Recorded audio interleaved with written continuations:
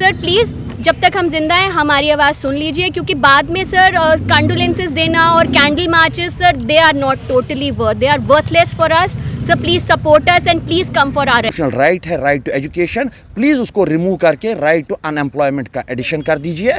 फिर एक ही चीज़ है कि हम कम से कम अपने बच्चों को क्लियर आंसर दे पाएंगे, बेटा ज़रूरी पढ़ना नहीं है क्योंकि वरना मेरी तरह नाली पे बैठना है। बेटर है सिंपली 8वीं 10वीं कर ले, नाम अपना अंगूठे की जगह अपना नाम लिख लेगा और ना सिग्नेचर कर लोगे, आधार बना लोगे, बैंक अकाउंट खोल लोगे, लेकिन करोगे क्या? जाओ प्लम्बिंग कर लो ना, जाओ तार जोड़ना सीख लो ना, कम से कम दिन में 1000 रुपये तो कमा लोगे। Humble request to LG sir, जो हमारा डिपार्टमेंट देख रहे हैं, सबसे ज़्यादा मेरे को दुख की बात वही लग रही है कि एलजी सर ही फॉरेस्ट डिपार्टमेंट देख रहे हैं और उनके देखा रेखी में हम लोग इस तरह से सड़क पर बैठे हैं। सर हम लोग क्वालिफाइड हैं, आपकी ही जो डिपार्टमेंट आप संभाल रहे हैं उसी प्रोफेशनल फील्ड से हैं।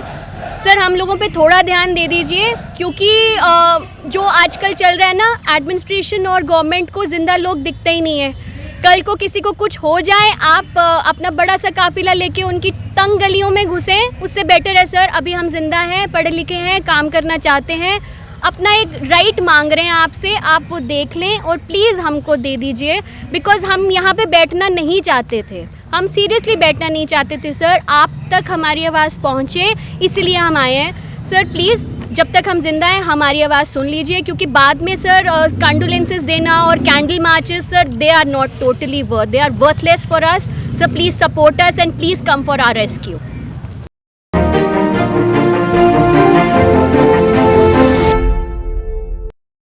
मैं जम्मू और कश्मीर नहीं करती, मैं जम्मू कश्मीर के लिए एक बात बहुत ही फेमस है कि जन्नत अगर है तो वो यही है, यही है, यही है।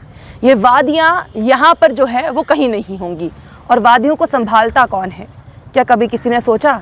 जो वादियों को संभालते हैं आज वादियों को संभाल नहीं पा रहे हैं, क्योंकि वादियों को संभालने के लिए इनको अपने काम पर होना चाहिए था और उसके लिए इनको तनख्वाह मिलनी चाहिए थी। आज ये वादियों को ना संभाल के ध्यान रख रहे हैं भारतीय जनता पार्टी के ऑफिस का, क्योंकि उनको लग रहा है कि अब वादियाँ यहीं पर बनानी पड़ेंगी, क्योंकि यहीं से तो ऑर्डर निकलते हैं। इसीलिए आज जितने भी वादियाँ संभालने वाले लोग हैं वो यहाँ पर आकर बैठ गए हैं, क्योंकि 166 रुपये अगर आप किसी को पर डे देंगे तो क्या आप खुद बताइए कि क्या वो अपना एक दिन निकाल सकते हैं? आजकल तो भैया सब्जियाँ इतनी महंगी हैं कि 166 रुपये से तो सब्जियाँ ना आएँ, तो फिर बाकी चीज़ें तो आप भूल ही जाइए कि अपने बच्चों को दूध देना है, अपने बच्चों को खाना खिलाना है, आग पे गरम करके देना है, क्योंकि सिलेंडर ही 1150 रुपये का है। सोचिए इनके साथ क्या इस समय हो रहा होगा आज। क्योंकि जब भी मैंने रहबरे जंगलात को कवर किया है तो रहबरे जंगलात में हमेशा मर्द ही आए, बातचीत करते रहे। पहले 2 आए, बात की, फिर आगे बढ़ाई और संख्या आई, बात की, नहीं बना। तो आज महिलाओं को भी लगा कि महिलाएं भी साथ में आए, क्योंकि कहते हैं ना नारी शक्ति जिंदाबाद, नारी को सशक्त करना है, इसलिए नारी इनको भी सशक्त करने आ गई है। तो चलिए पहले नारी से बात करते हैं, फिर आगे बढ़ते हैं।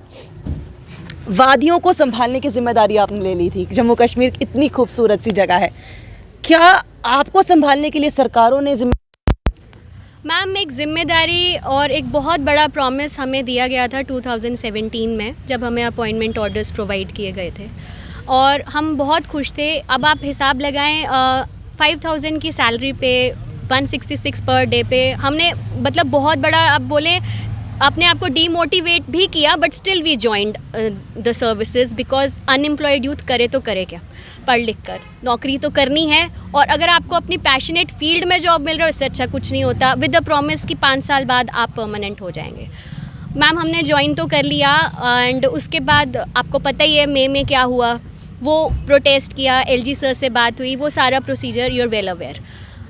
उसके बाद मैम अभी कमेटी फॉर्म की बीजेपी ऑफिस से, जो हमारी कमेटी फॉर्म हुई है उससे हमें बहुत ज़्यादा उम्मीदें हैं, क्योंकि वो हमारी आवाज़ ऊपर एडमिनिस्ट्रेशन तक लेके जा रहे हैं। तो मैम अब हम उसी चीज़ को होप कर रहे हैं कि अब वो हमारे होप्स को थोड़ा सा पकड़ के रखें, बिकॉज हम लोग हमारे लिए डू और डाई सिचुएशन रह गई है, क्योंकि हमारा जो प्रोबेशन का पीरियड था 5 ईयर्स का, that has been completed. It's almost 5 months हमने ज़्यादा काम कर लिया है।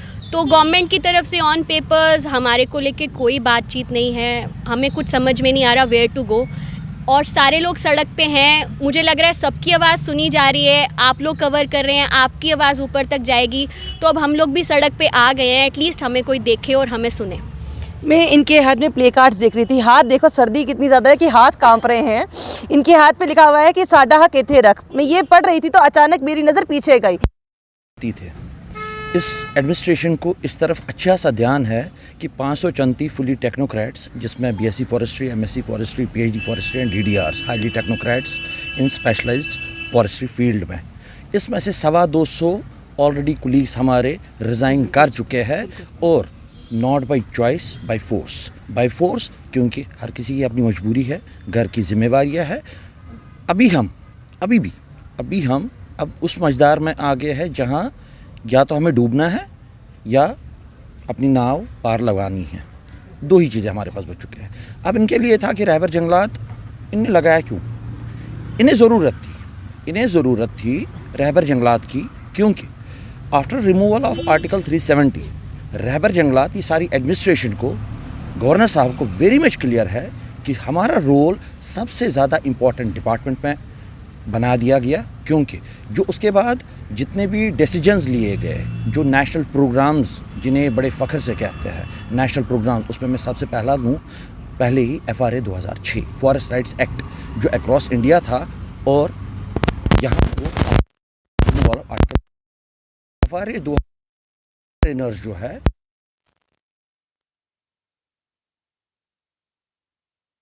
हेड्स को और जनरल जो उसमें ऑलरेडी मेंबर्स थे उनको ट्रेन करा कि भाई FRA क्या है। आज ये सक्सेसफुली कह रहे हैं कि हमारा FRA यहाँ सक्सेसफुल रहा, लेकिन ये नहीं बोल रहे हैं कि किन की वजह से रहा। ये तो एक है। उसके बाद प्रोग्राम, नेशनल प्रोग्राम आज तक का सबसे बड़ा, that is PBR, public biodiversity register. ये आता है बायोडाइवर्सिटी काउंसिल ऑफ इंडिया, एक नेशनल प्रोग्राम है। इवन कि ये अबव ऑल द एनवायरमेंटल जितनी भी एजेंसीज है उनको भी कवर करती है। PBRs की जो बेस लाइन है, दे आर द रहबर जंगलात्स। रहबर जंगलात जो है वो उसमें भी बेस लाइन है, क्योंकि उसकी भी ट्रेनिंग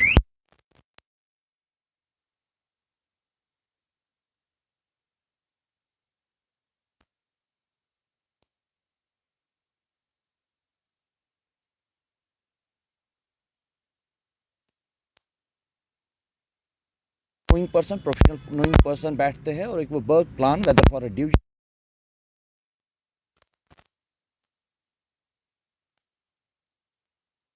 भी, मैं भी रहबर जंगलात ने एक इम्पॉर्टेंट रोल किया।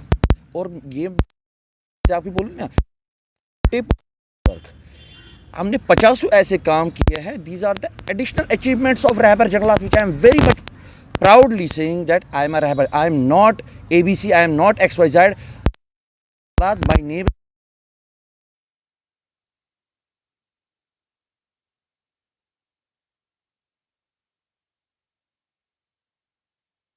मांग रहा हूं। मैंने पढ़ाई की और मैं किसी पिछले दरवाजे से नहीं आया। मैं ऑलरेडी यहाँ मैं इंपॉर्टेंट एडिशन ही कर दूँ, रहबर जंगलात जो इन्हें इस टाइम बड़ा खटक रहा है, ये रहबर जंगलात को भी, इस एडमिनिस्ट्रेशन को रहबर जंगलात इम्प्लीमेंट करने में 14 साल लगे थे।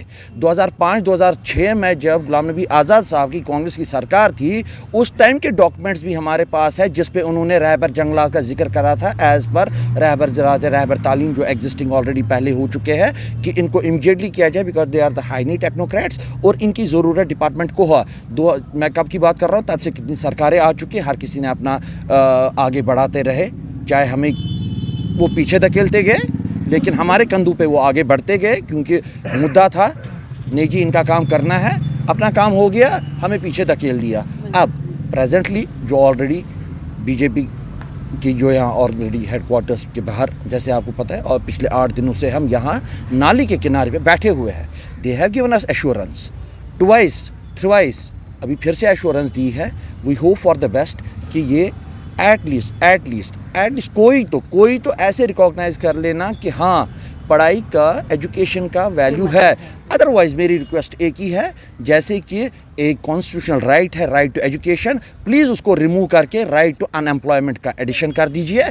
फिर एक ही चीज़ है कि हम कम से कम अपने बच्चों को क्लियर आंसर दे पाएंगे, बेटा ज़रूरी पढ़ना नहीं है, क्योंकि वरना मेरी तरह नाली पे बैठना है। बेटर है सिंपली 8वीं 10वीं कर ले, नाम अपना अंगूठे की जगह अपना नाम लिख लेगा और ना सिग्नेचर कर लोगे, आधार बना लोगे, बैंक अकाउंट खोल लोगे, लेकिन करोगे क्या? जाओ प्लम्बिंग कर लो ना, जाओ तार जोड़ना सीख लो ना, कम से कम दिन में 1000 रुपये तो कमा लोगे। हमारी तरह 166 रुपये पे, मतलब मैं आपको बोल रहा हूँ, ऐसे भी जैसे आपने मुझे, आई हाईली अप्रिशिएट कि आप इस चीज़ को कवर कर रहे हैं। और मेरे घर की तरफ से मुझे गाड़ी दी गई थी, ठीक है, अगस्त तक, मैंने अगस्त में बेच दी, क्योंकि मुझे नहीं लगा कि मुझे अगस्त के बाद गाड़ी मेरे पे 5000 के मुलाजिम के पास मैं किस एंगल से चलाऊँ। हाँ, मैंने इसलिए वो एक्सेप्ट करी थी, शायद उसके बाद मैं एक डिग्निफाइड पोस्ट पे आ जाऊँगा, मेरे लिए ठीक है, मैं सफ़र कर लूँगा, लेकिन मैंने बेच दी, क्योंकि मेरे पास क्या है। तो आप पैदल चलते हैं? बिल्कुल